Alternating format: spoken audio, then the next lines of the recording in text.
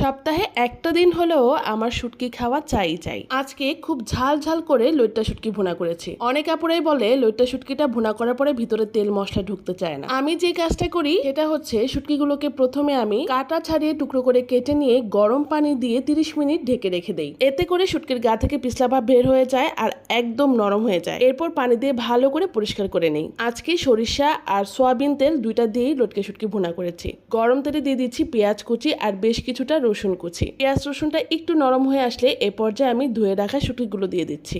সাথে দিচ্ছি সামান্য পরিমাণ লবণ আর আস্ত কাঁচামরিচ। এবার তেলে পুরো জিনিসটাকে ভালো করে ভেজে নিচ্ছি। সুন্দর একটা স্মেল বের হওয়ার পরে ঝাল পরিমাণ মরিচের গুঁড়ো, হলুদের গুঁড়ো আর সামান্য একটু ধনিয়ার গুঁড়ো দিচ্ছি। এবার অল্প একটু পানি দিয়ে ভালো করে প্রথমে কষিয়ে নেব। আমি যেহেতু ঝাল পছন্দ করি তাই ঝালের পরিমাণটা কিন্তু একটু বেশি দিয়েছি। কষানো হয়ে গেলে একটু পরিমাণ মতো পানি দিয়ে ঢেকে ধিমো আঁচে রান্না করে নেব বেশ কিছুক্ষণ।